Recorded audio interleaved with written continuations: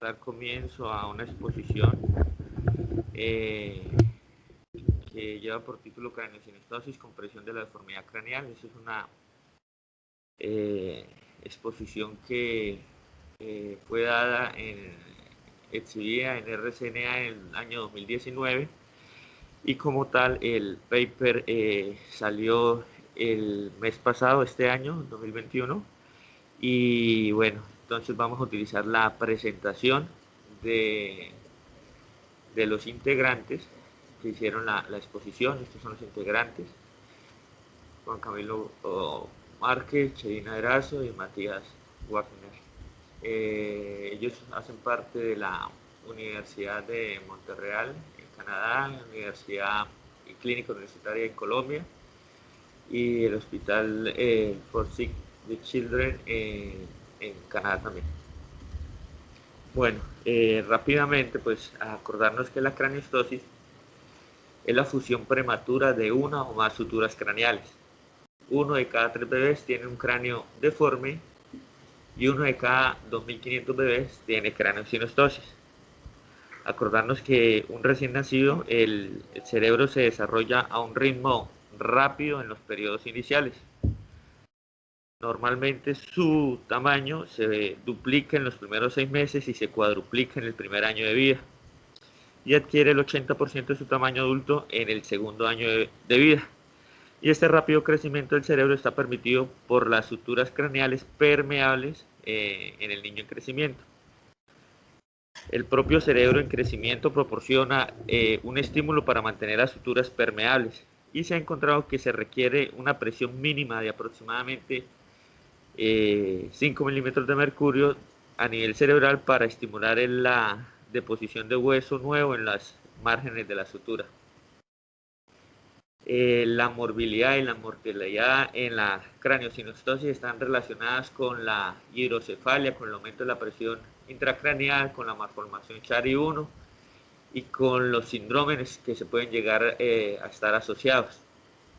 Existe la ley de Virchow, que habla simplemente que el crecimiento asimétrico que se presenta en el cráneo, que presenta una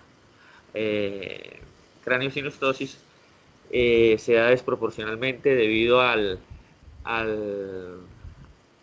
crecimiento contralateral, dado que el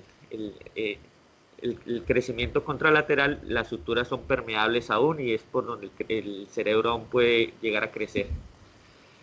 Aparte de la sutura metópica, no se debe fusionar ninguna otra sutura antes de los 9 meses de edad. Existen dos tipos de craneosinostosis: la craneosinostosis primaria y la craneosinostosis secundaria. La primaria encontramos allí los errores del desarrollo y las causas genéticas intrínsecas, mientras que en la craneosinostosis secundaria encontramos las causas metabólicas, dentro de ellas el raquitismo, la hipercalcemia, la hipofosfatemia, el hipertiroidismo y el síndrome de Hurler. También encontramos los trastornos del sistema nervioso central y las enfermedades hematológicas, dentro de ellas la anemia de células falciformes y las talasemias. Es muy importante esta gráfica, ya que nos muestra el porcentaje de craneosinostosis que se presentan. Tenemos que si tenemos un paciente con craneosinostosis, el 85% no tiene ninguna asociación a ningún síndrome. De este 85%, el 75% va a estar comprometida una única sutura, y de este 75%, el mayor compromiso de la craneosinostosis vamos a encontrar en la sutura sagital en un 60%, seguido por la coronar, por la metópica y finalmente la lamboidea. Rápidamente, esta es una imagen para recordar las suturas craneales y la fontanela. Aquí tenemos la sutura coronal, la metópica y la fontanela anterior. Aquí tenemos la sutura sagital, la sutura lamboidea y la fontanela posterior. Aquí encontramos la sutura escamosa horizontal, que es la misma temporoescamosa, la vertical, que es la misma efenoescamosa, y la sutura efenofrontal. Y la sutura mastoidea, que no lo habíamos mencionado, y encontramos el pterigio, el terium, perdón, que es cuando se fusiona la fontanela efenoidal, y encontramos también el asterium, que es cuando se fusiona la fontanela posterolateral. Aquí vemos la sincondrosis de la base del cráneo. En rojo encontramos la sincondrosis efeno-occipital, la sincondrosis petro-occipital, la sincondrosis intraoccipital anterior, la sincondrosis intraoccipital posterior, y entre ellas encontramos la sincondrosis occipitomastoidea, y finalmente encontramos la sincondrosis supraoccipital. Esta diapositiva lo que nos quiere mostrar es el tiempo medio que podemos esperar para el cierre de las suturas. Tenemos que la sutura metópica, como ya anteriormente lo mencionamos, podemos esperar hasta 9 meses, de 3 a 9 meses. La sutura sagital entre los 21 y los 30 años, la sutura coronal hasta aproximadamente 24 años, y la lamboidea aproximadamente hasta los 26 años. Entrando en materia, vamos a hablar de lo que es la sinostosis sagital. Como ya lo mencionamos anteriormente, la sinostosis sagital es la sinostosis más frecuente, representa entre un 40-60% de los casos, y entre los sindromáticos y no sindromáticos. Y de estos, 80% son no sindromáticos y 6% se tiene una asociación familiar. Entre los factores de riesgo tenemos una edad materna avanzada, el embarazo múltiple, la multiparidad, el tabaquismo, las malformaciones uterinas, la restricción uterina, las restricciones uterinas y el tratamiento de fertilidad.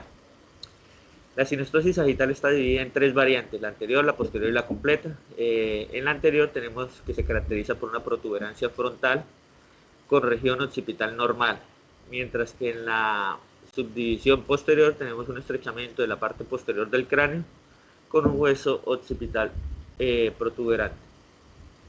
¿Qué encontramos gráficamente? ¿Qué vamos a encontrar en una sinostosis sagital? La sinostosis sagital se caracteriza por una prominencia frontal y occipital, un cráneo alargado anteroposteriormente, una cresta en la sutura y un vértice plano. Esto es lo que vamos a llamar como una escafocefalia cuando encontramos una sinostosis sagital. Tenemos que la base del cráneo está conservada, y la elevación de la presión intracraneal la vamos a encontrar en aproximadamente un 10% de los pacientes. ¿Qué necesitamos informar? Si el paciente tiene un curso anómalo del seno sagital superior, si tiene alguna vena puente o vena prominente en cueros cabelludos, y si tiene el cráneo en bronce batido, que es lo que se da cuando hay un aumento de la presión intracraneal alta. Esta es la sinostosis sagital. Entonces aquí nos preguntamos, ¿esto sería una escafocefalia o una dolicocefalia? La escafocefalia y la dolicocefalia morfológicamente tienen son similares. Se caracterizan por una cabeza con un diámetro anteroposterior mayor, parece un barco invertido con quilla, que es lo que llamamos la cresta, que se da por la sinostosis del sagital. La diferencia con la dolicocefalia es que la cabeza, el índice cefálico siempre va a ser inferior en la dolicocefalia al 75%. En la dolicocefalia puede ser, aparte de la sinostosis sagital, presentarse por una deformidad posicional. Aquí vemos una sinostosis nuevamente sagital. Es una reconstrucción en tomografía, un lactante de 5 meses, donde se muestra una escafocefalia con una fusión de la sutura sagital, una prominencia frontal en el cráneo anterior, y aquí vemos se alcanza a ver un poco lo que es la cresta sagital. Compensatoriamente podemos encontrar un ensanchamiento en la sutura metópica. En cuanto a la sinostosis coronal, tenemos que la sinostosis coronal puede ser unilateral o bilateral. La unilateral es la causa en segundo puesto después de la sagital, más común, se presenta en un 20 o un 30%. y ocurre con más frecuencia en mujeres que en hombres. La mayoría de los casos son esporádicos y no asociados a ningún síndrome. Estos son los síndromes en los que puede estar asociado. Y tenemos que la sutura frontoestenoidal también puede llegar a causar una sinostosis de igual morfología. En cuanto a la sinostosis coronal bilateral, está sí o sí casi siempre asociado a una causa sindrómica. Se caracteriza por una hipoplasia variable del tercio medio facial, una fosa craneal anterior pequeña y la afectación frecuente de suturas de la fosa posterior y de la base del cráneo. Aquí vemos una ilustración de lo que es una sinostosis coronal unilateral, en este caso la derecha, y esto permite que por la ley de Virchow que anteriormente se explicaba que es un crecimiento contralateral, en este caso vamos a ver una protuberancia contralateral tanto frontal como parietal. Se caracteriza la sinostosis coronal unilateral por una sutura palpable, porque el paciente presenta esoftalmos ipsilateral y elevación de la ceja, hay una elevación de la cresta supraorbitaria, un aplanamiento del hueso frontal y una protuberancia contralateral. Aquí vemos la cresta supraorbitaria hipoplásica en el lado normal, la cresta supraorbitaria hipoplásica aumenta de tamaño en el lado contralateral, en el lado comprometido. Aquí observamos el aplanamiento del hueso frontal y la protuberancia contralateral del sitio donde no está comprometida la sutura.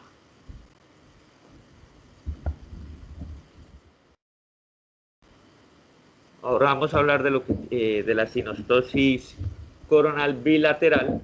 Esta es la ilustración. Como podemos ver, no encontramos las suturas coronales. El crecimiento del cráneo va a ser hacia los sitio temporal y se caracteriza por un aumento del diámetro anteroposterior corto y un transversal ancho.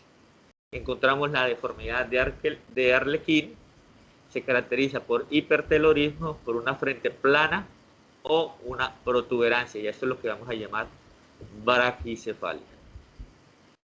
Aquí podemos ver la deformidad de Arlequín, el aumento del hipertelorismo, y aquí lo vamos a ver mucho mejor. Esto es un aumento de la distancia biparietal, el hipertelorismo, el esoftalmos y la deformidad de Arlequín. Aquí vemos la sinostosis coronal bilateral, el aumento de la sutura metópica y bueno, la ilustración gráfica del Arlequín. En cuanto a la sinostosis metópica, tenemos que un 3 o un 10% de la craneosinostosis se da en un 3 o un 10% del compromiso de las craneosinostosis. Un 64-75% de los síntomas de las sinostosis metópicas son aisladas y no relacionadas con síndromes. Se pueden llegar a presentar casos en un 6% de los casos familiares, síndromes. El predominio va a ser masculino con una relación 3:1 y tiene un origen en un mesénquima poblado por células de la cresta neural. Encontramos un aumento de la PIC en aproximadamente el 12% de los casos. Vemos que estos son los trastornos asociados a la sinostosis metópica. Aquí encontramos la ilustración de una sinostosis metópica y cómo va a ser el crecimiento del cráneo. Tenemos que es un cráneo que va a tener una morfología triangular o en forma de pera, caracterizado por una protuberancia parieto-occipital, una fosa craneal anterior estrecha y un hipotelorismo. También encontramos unas órbitas extravagantes, una hipoplasia de la órbita lateral, unas celdillas hemoideas hipoplásicas y unas crestas supraorbitarias deficientes. Y vamos a ver una fusión parcial de la sutura metópica con un ensanchamiento de las suturas restantes, en este caso de las coronales y las sagitales. Aquí encontramos el hipotelorismo y la disminución de la fosa craneal anterior, en este caso la hipoplasia de las celdillas hemoideas. En cuanto a la sinostosis lamboidea, vemos que la sinostosis menos común representa entre un 1 al 5 craniosinostosis no sindromáticas. La sinostosis lamboidea aislada bilateral es muy rara, se presenta en 1 de cada 100.000 casos. Y en los síndromes craneofaciales, la sinostosis lamboidea se presenta con frecuencia y puede estar asociada a la pansinostosis. Tenemos la ilustración gráfica de una sinostosis lamboidea. En este caso sería lateral derecha, con un crecimiento contralateral del lado derecho. Tenemos que se caracteriza por un aplanamiento occipitoparietal, en este caso sería el lado derecho, por una protuberancia occipitoparietal y frontal contralateral, y por una protuberancia mastoidea del sitio comprometido. A esto es lo que vamos a llamar una plagiocefalia posterior, es lo que llamamos el cráneo oblicuo.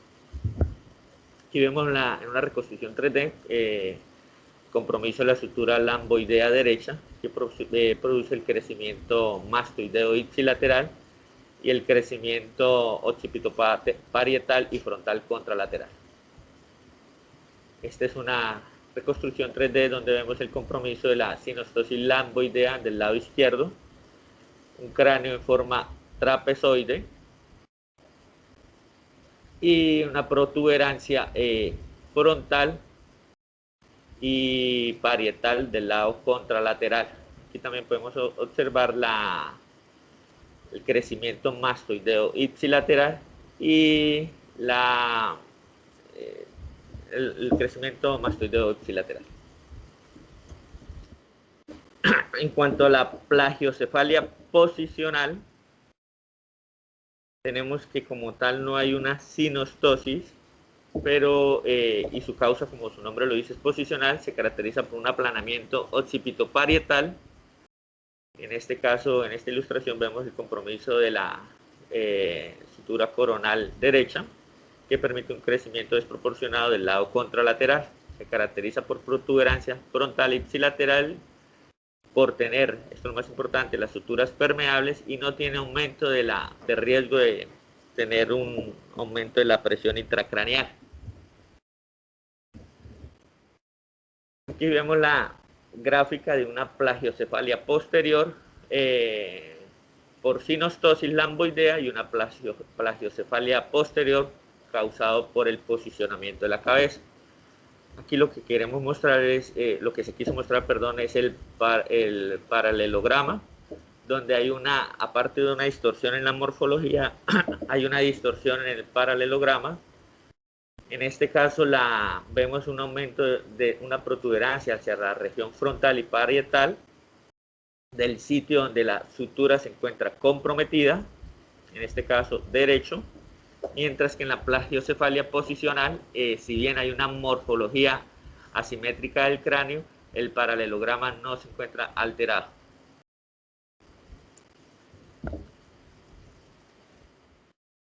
¿Qué debemos informar los radiólogos en el preoperatorio?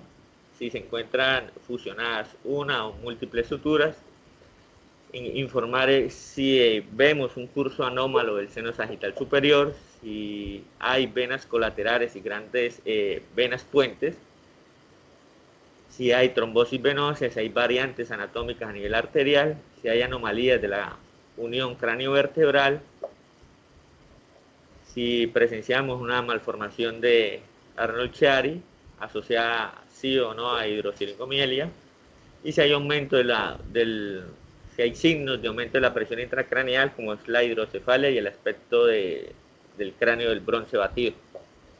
¿Qué informar en los postoperatorios? Si encontramos obstrucción de la vena yugular, infartos, hemorragias, colecciones intracraneales, hidrocefalia o desplazamiento del material de injerto.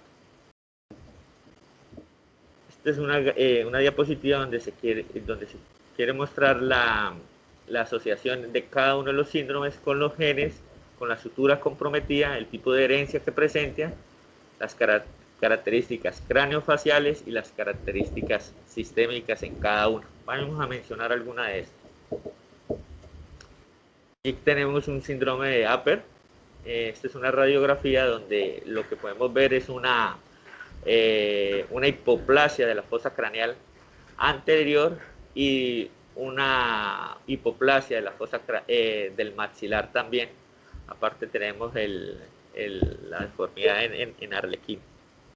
Este síndrome se caracteriza también por tener sindactilia a nivel de las manos y en los pies. Continuamos con el síndrome de Apert. Esta es una reconstrucción 3D por tomografía donde nos muestra la sinostosis coronal que causa la braquicefalia, produciendo ensanchamiento de la sutura metópica y de la sagital. También encontramos una hipoplasia maxilar. En cuanto al síndrome de Crusoe, tenemos que en este caso se caracteriza por una sinostosis unilateral, diría yo que sería el lado izquierdo, en este caso, una sinostosis bicoronal, ensanchamiento de la sutura metópica, una hipoplasia del maxilar, un prognatismo, una protuberancia frontal, un hipertelorismo, que lo vemos mucho mejor en este corchete verde, y unos ventrículos prominentes con pequeños signos de aumento de la presión intracraneal.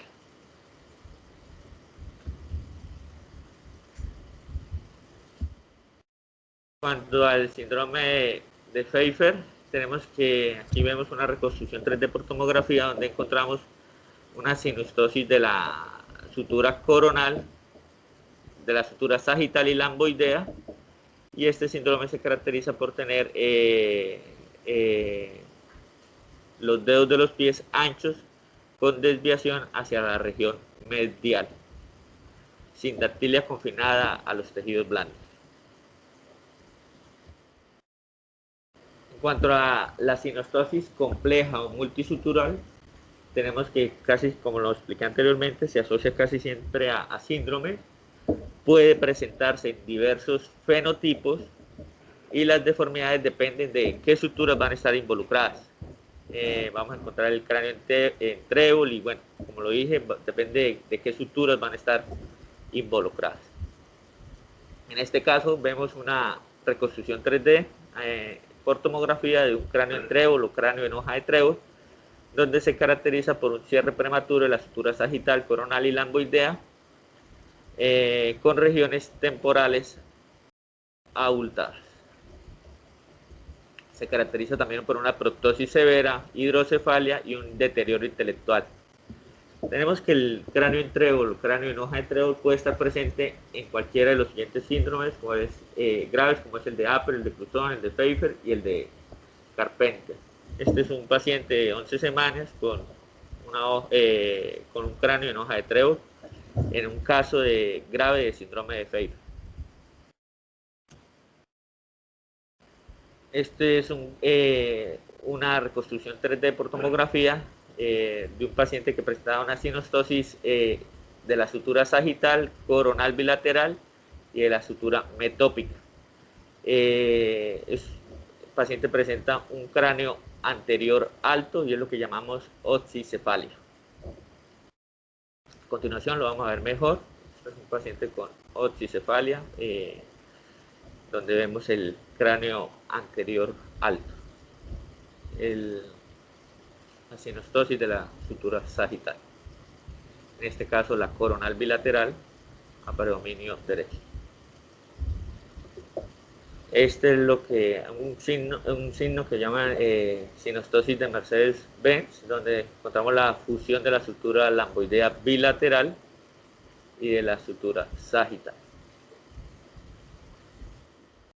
En conclusión, tenemos que la anatomía es crucial para evaluar la sinostosis y la forma del cráneo y se debe incluir una descripción detallada en cada informe.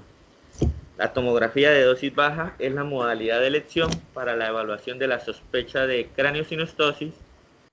El paralelograma o la forma trapezoidal del cráneo ayuda a distinguir la plagiocefalia posicional o posterior, y si hay múltiples suturas involucradas, hay que considerar una causa sindromática y evaluar los signos de aumento de la presión intracraneal. Esta diapositiva simplemente para resume cuál es el gen comprometido y qué vamos a encontrar morfológicamente. En el síndrome de Apert vamos a encontrar una braquicefalia y una sindactilia. Síndrome de Cruzón, una sinostosis multisutural y un hipertelorismo. Y en el síndrome de Pfeiffer vamos a encontrar un cráneo en hoja de trébol asociado a un dedo ancho con desviación medial. Quería también mostrarles e invitarlos a la página donde se sacó la presentación, que es en la página de RCNA.